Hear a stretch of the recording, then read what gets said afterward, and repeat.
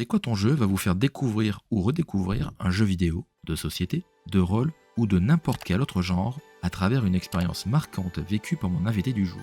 Installez-vous confortablement et bonne écoute.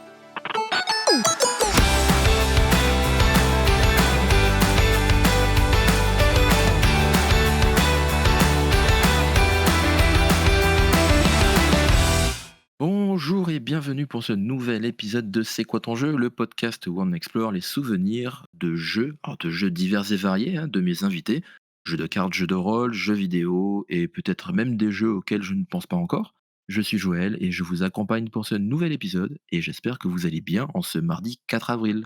Pour ma part, ça va. Par contre, je vous cache pas que je suis débordé parce que j'ai une tonne de jeux à faire. En fait, ça s'accumule au fil des ans, au fil des mois. Et en fait, mon gros problème, c'est que je suis incapable de commencer plusieurs jeux en même temps. Donc du coup, ça s'accumule. Dès que j'en ai pas fini un, je suis obligé de le finir. Le dernier en date, c'était Horizon Forbidden West. Bref, au menu de ce 28e épisode, je reçois une nouvelle fois, quasi un an jour pour jour, après sa première apparition, mon confrère de podcast, Jean-Noël, alias Papa Podcast. Comment vas-tu?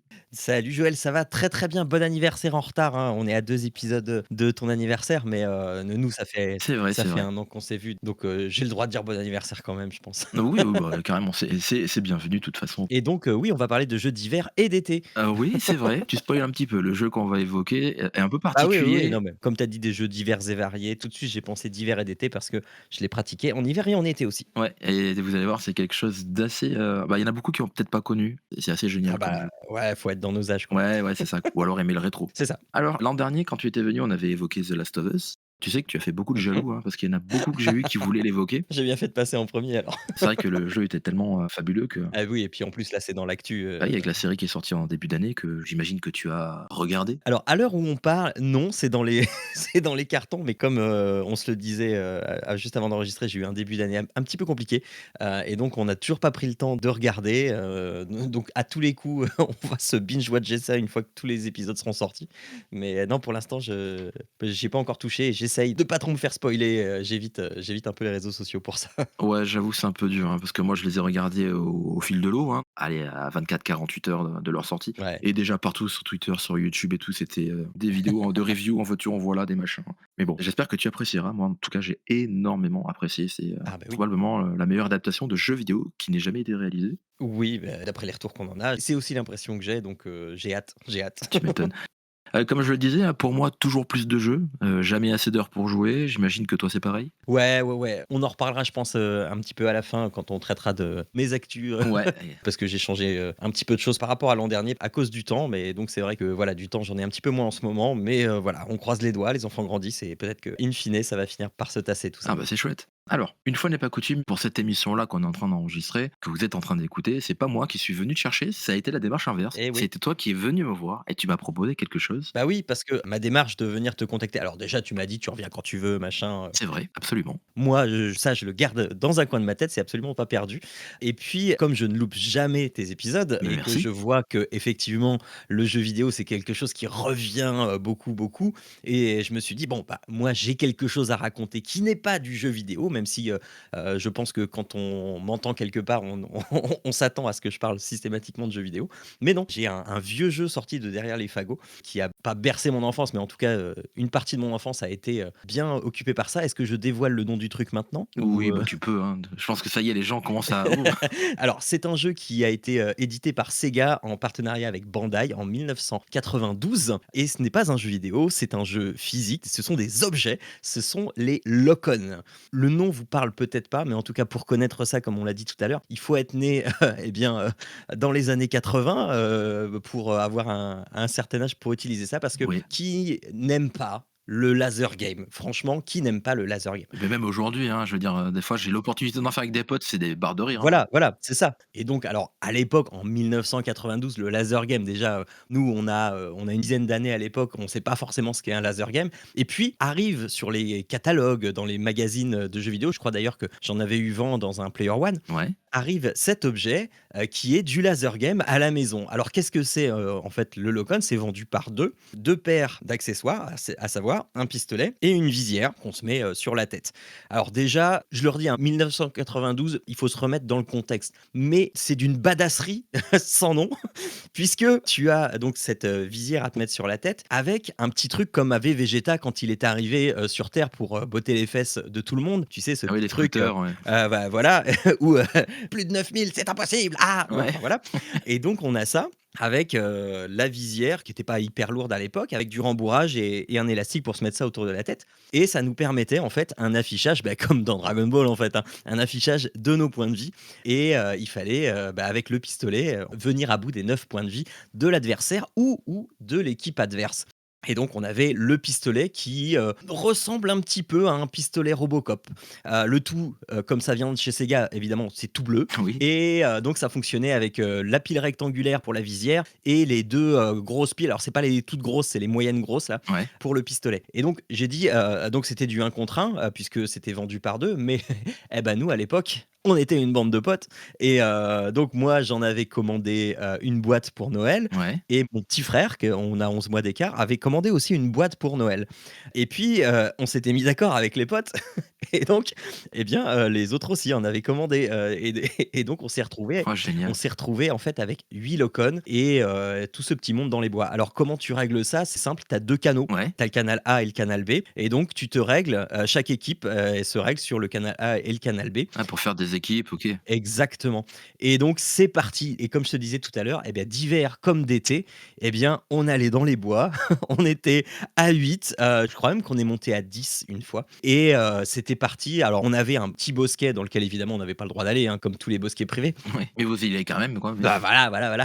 On allait dans ce petit bosquet et c'était parti. Alors évidemment, hein, on s'habillait, plutôt dans des couleurs foncées et cetera. Alors l'automne, c'est le mieux parce que tu peux te planquer sous les feuilles. Moi, je me suis planqué sous des feuilles un nombre incalculable de fois et machin et le petit truc pas mal, c'est parce que là où tu dois viser, c'est dans la visière. Donc tu peux pas, en fait, cacher ton corps et tirer à l'aveugle. Tu Ah! es obligé de te découvrir pour viser et c'était ça qui était super malin et c'est encore super malin aujourd'hui parce que c'est vraiment le système presque parfait pour ne pas pouvoir tricher. Alors tu peux évidemment, C'est vrai que sur un laser game, tu peux, bah, cacher un petit peu les capteurs sur ton corps, sur tes bras, mais là, si c'est sur la tête, bah, tu peux ouais, voilà, voilà. Donc là, tu peux, à la limite, courir et puis tirer derrière toi pour essayer le hasard, quoi. tu tires rien du coup, voilà, c'est le hasard. Mais le truc aussi pas mal, c'était que tu pouvais intimider ton adversaire parce que ça ne marchait pas seulement au tir, ça marchait aussi à la visée. Quand tu étais en ligne de mire de quelqu'un, de l'équipe adverse, Ouais. eh bien, tu avais un petit tit tit tit tit qui se mettait Ah, en le route. stress! Voilà, tu savais que tu étais dans la ligne de mire. Ça avait une portée de, je sais plus, 40 mètres, 40-50 Ah, mètres. quand même, hein? Donc ouais, ouais, ouais, ouais, ouais et c'était pas mal précis, hein et du coup, toi, quand tu étais, loin, tu n'entendais pas le bip, sauf si tu avais un silence, de mort, mais c'est dans une forêt, c'est impossible et tu avais pas ce retour. Donc tu étais là, tu essayais de viser alors que l'autre savait que tu étais en train de le viser. Toi, tu pouvais être dans la posture de: «Je sais pas encore s'il est bien dans ma ligne de mire» et cetera. Après, par rapport à la réaction de l'autre, dès qu'il entendait le truc, il se baissait machin, donc là, tu disais: «Ouais, c'est bon, je l'ai». C'est mais tu pouvais aussi t'amuser comme je l'ai fait aussi, donc sous un tas de feuilles, machin, les mecs passent à côté, puis toi, tu mets en joue et puis tu te rabaisses juste pour les faire douter. Alors, le truc qu'on n'avait pas à l'époque, qu'on peut avoir maintenant, c'est, par exemple, avec nos téléphones, avec une oreillette, tu vois, c'est communiquer en équipe. Mais en vrai, je suis étonné qu'ils aient pas ressorti une version moderne avec ce genre de feature, par exemple. Bah oui, surtout que, à l'époque, hein, on sait bien que tous les jouets avec des piles, ça bouffait énormément de piles, hein, faut pas se le Ouais, cacher. ouais. Aujourd'hui, avec des batteries, ça, mais ce serait franchement génial et puis bon, ça fait de l'activité à l'extérieur, machin.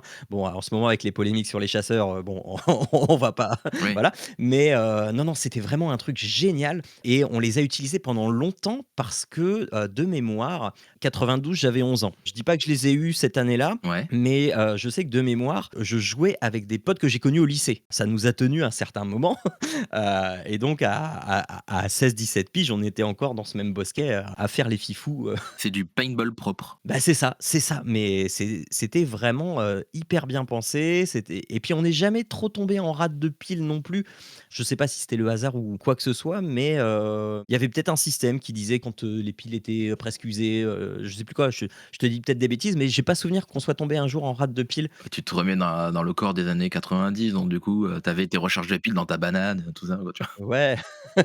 Mais en tout cas, voilà, aujourd'hui, ouais, je suis étonné qu'on n'ait pas, de nouveau un système comme ça. N'empêche que, Ouais. si ça vous intéresse, eh bien, on peut toujours les trouver pas neuf évidemment, mais j'ai fait mes petites recherches donc là ce matin, avant qu'on enregistre et j'en ai trouvé à 40 balles. Ah quand même, c'est pas si cher que ça pour du rétro, hein. Non, non, alors, après, tu en as à plus, hein, mais les premiers prix en bon état, c'était du 40 balles sur eBay. Ouais, L'annonce avait l'air, correcte, quoi. Après, bah, effectivement, tu en as à 100 balles, sur d'autres sites, machin, ouais, bah, après mais ça commence à peu près à 40-50 balles sur eBay, la paire évidemment, hein. mais en vrai, quand je vois le potentiel de fun, je me dis que ça peut vraiment être un investissement encore intéressant aujourd'hui, même si l'objet a 30 ans, quoi. Ouais, carrément, carrément et je pense que beaucoup de gens sont passés à côté, hein. Bah, déjà, à l'époque, les jeux vidéo, c'était, réservé, à des jeunes boutonneux et qui avaient aucune interaction sociale avec les filles. Là, bah, autant te dire que, bah, tu vas pas te vanter d'avoir ça à la maison parce que c'est ça renforce encore plus l'image. Ouais, moi je t'avoue que je connaissais pas du tout et moi à l'époque, effectivement quand j'étais petit, j'avais eu la NES, je connaissais les jeux à flingue avec le zapper de la NES forcément avec Mmh. Duck Hunt et tout ça, mais là c'est transposé dans la réalité donc c'est franchement c'est Ouais. trop stylé, quoi. Ouais, ouais et je te dis, ce truc de visière, mais c'est enfin, c'est ça qui te donnait cette impression de badasserie à l'époque. Tu pas les habits, rien, tu pouvais, mais machin, mais voilà, tu avais la visière et tu voyais le chiffre à l'endroit, alors qu'il était marqué à l'envers forcément sur la visière et donc là, tu voyais par transparence ce chiffre à l'endroit. C'était de la réalité augmentée de l'époque.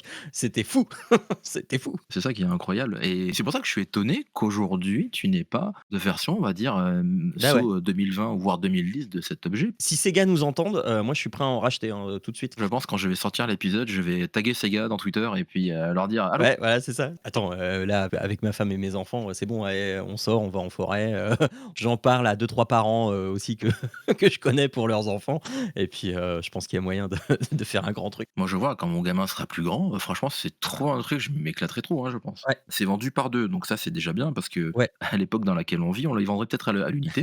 c'est vrai. C'était une obligation pour l'époque. Alors OK, on était quand même beaucoup plus enclin aux jeux, sur le canapé le mercredi midi et donc chacun allait chez les autres. Mais voilà, il vaut mieux que tu en aies 2 et que tu invites un pote plutôt que, chacun le sien et puis, ah bah non les parents du pote ils veulent pas machin et du coup tu te retrouves tout seul avec ton truc et même à Noël, tu l'ouvres, ouais OK, je fais quoi avec? Je me tire dessus, super. C'est clair, quoi.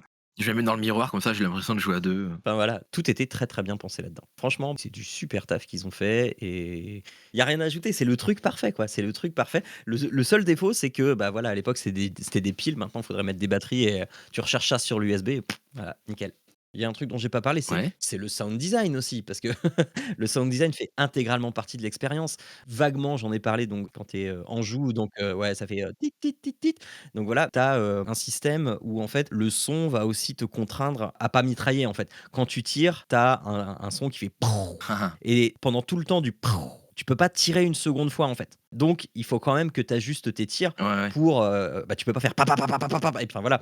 Il faut quand même que tu ajustes tes tirs pour, faire le one shot, one kill et en face, quand tu te fais tirer dessus, pareil, donc tu peux pas, mais ça c'est comme dans tout bon laser game, tu peux pas te faire tirer dessus, à une seconde d'intervalle. Donc tu te fais tirer dessus, Oui.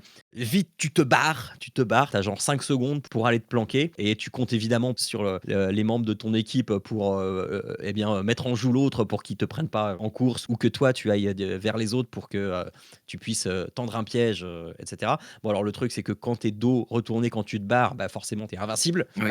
Parce qu'il faut vraiment tirer de face, on est d'accord, alors quoi? de non, de face, de côté. En fait, le capteur est bombé. OK. Ce qui fait que tu es pas obligé d'être en face et ça pareil, c'était grave cool. Alors, tu es dans le champ de vision, tu es forcément dans le champ de vision, mais tu peux être dans le champ de vision périphérique et c'est ça aussi qui ramène le stress quand tu as le tit tit tit tit tit tit OK. et voilà, quand tu perds une vie, donc là tu as le ta ta ta ta ta ta ta ta enfin un bip comme ça, tu vois ton nombre de points de vie qui clignote et tant que ça clignote, tu es invincible donc tu te barres, tu vas te cacher, tu vas et c'est pas plus complexe que ça, mais ça fonctionne. Le sound design fonctionne et il est là pour, t'imposer un rythme de jeu qui est là encore, je suis désolé de me répéter, mais le rythme parfait où, il y a pas d'abus, c'est juste le bon truc où tu peux te cacher, tu peux pas être invincible et dire: «Allez, je rush dans le truc et puis après je le défonce».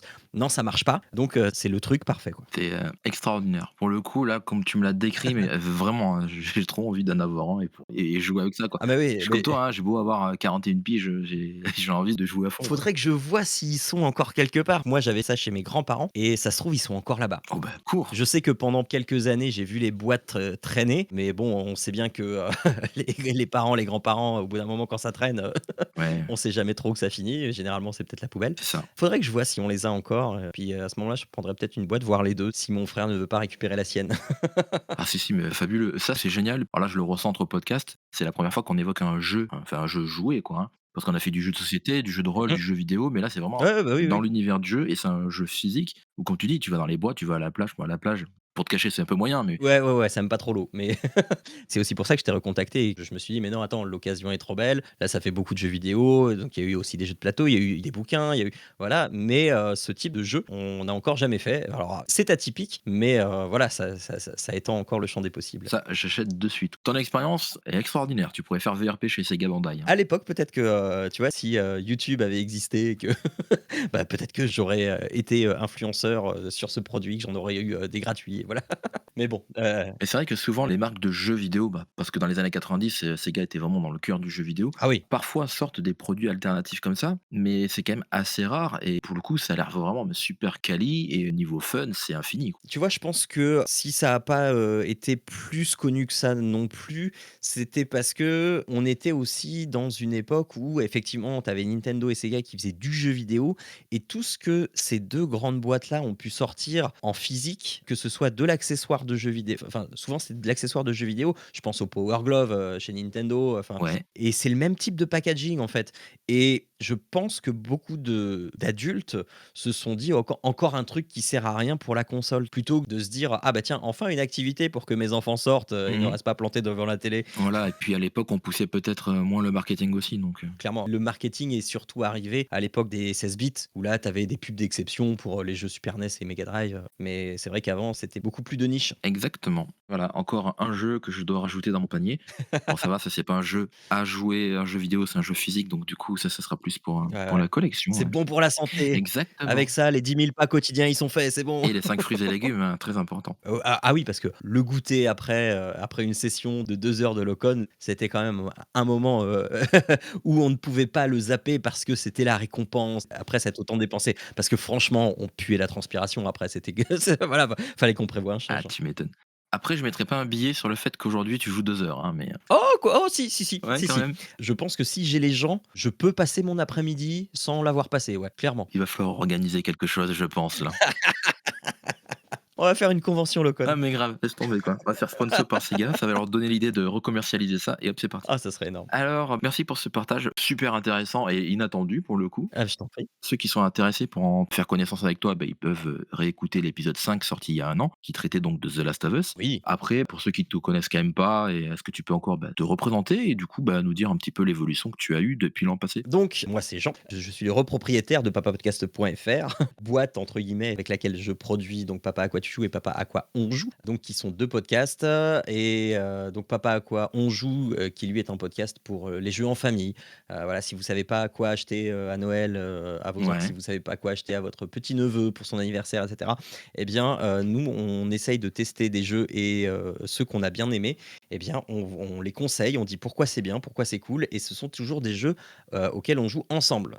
Ça paraît tous les 15 du mois quand je peux. Et puis sinon, Papa à quoi tu joues, donc qui est mon podcast historique dans lequel on parle cette fois de jeux vidéo, et puis, donc d'actu jeux vidéo. On vous conseille des jeux vidéo qu'on a fait et donc, c'était jusqu'à, pas très longtemps, c'était un mensuel ouais, et là, comme je n'ai plus de trop de temps, enfin, j'ai moins de temps et que, je commençais à rentrer un petit peu trop dans un rôle de testeur de jeux vidéo plutôt que de, parent qui teste.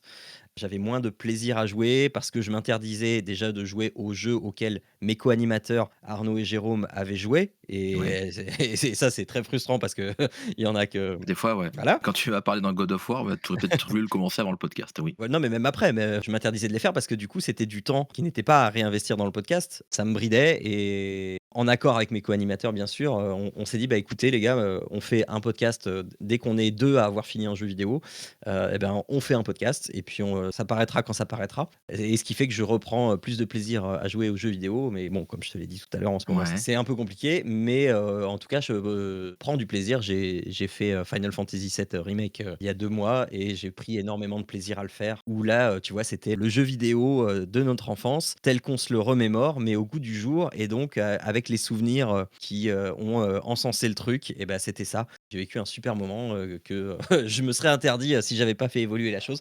Donc Papa à quoi tu joues, c'est quand ça sort. En tout cas, c'est du gros podcast qui dure, 2 heures, entre 2 et 3 heures, dans lequel on va vous décortiquer, des actus, d'un point de vue sociétal et puis on va vous conseiller des jeux et puis on va vous conseiller aussi d'autres choses parce qu'on n'est pas radin et on aime bien les recommandations culturelles. ça fait quand même beaucoup de choses à écouter, mine de rien, un programme de 2 heures, Oui, plus, oui. Papa à quoi on joue. Ah bah, oui. Bah, oui et puis on est à 110 épisodes maintenant. Eh ouais, c'est pas rien, ça monte. Voilà, on a 9 ans, 10 ans au Très bien. prochain mois de novembre. Je mettrai comme d'hab, hein, les liens dans les réseaux, comme ça les gens pourront aller, Oui. retrouver et écouter ce que tu fais. Voilà, voilà. Merci. Où peut-on te retrouver aussi? Bien sûr, les réseaux sociaux, sur Twitter, sur, Facebook, sur TikTok. Vous cherchez Papa Podcast et puis, vous trouvez. Puis aussi, si, vous aimez ce qu'on fait, sur Patreon, si jamais, vous avez, 1 ou 2 euros à vous délester, on est preneur aussi pour, couvrir un peu les frais du podcast. Eh ben très bien. Pour ma part, vous pourrez retrouver tous les épisodes et les actus du podcast sur cqtj.fr. Comme d'habitude, l'Instagram CQTJ Podcast et mon Twitter @joels82. N'hésitez pas également à venir sur le Discord de la communauté, hein. Chaque fois, je fais la pub. Je sais qu'il n'est pas très peuplé, mais ça viendra. On pourra y aborder d'autres souvenirs qu'on n'a pas évoqués sur le podcast. Ouais. Bah écoute, Jean, bah, merci de ta joie et de ta présence. Eh bien, écoute, merci, c'est toujours, très, très plaisant et puis quand je vois, comment, ton podcast évolue, c'est vraiment un plaisir de revenir, parce que mine de rien, oui, j'ai l'air d'en savoir, pas mal sur les jeux et mais ton podcast m'a aussi fait découvrir plein, plein, plein de choses et parfois fait acheter des choses aussi donc oui, c'est un podcast de qualité avec, moult recommandations, très pertinentes. Qui font mal au porte-monnaie, ouais, mais Ouais, mais oh, quand on aime, hein, on ne compte pas. ouais, c'est ça. Donc si c'est le premier épisode de C'est quoi ton jeu que vous écoutez, cherchez pas à cliquer sur abonnez-vous et Bah, merci pour ton joli message. bah, je t'en prie. Bah, écoute, je te souhaite un excellent, mois d'avril qui arrive, hein, un bon printemps, de bonnes vacances également. Bah, oui, oui, merci. Puis moi, je te souhaite une excellente continuation et puis pourquoi pas à dans un an, hein? Ah bah oui, on va se trouver un créneau pour la saison 3. Je n'en doute pas. Ça marche. Et quant à nous, on se donne rendez-vous dans 2 semaines pour un nouvel épisode. D'ici là, portez-vous bien et jouez bien. Et n'oubliez pas qu'on a tous un jeu qui nous a marqué. Alors venez nous raconter lequel c'était.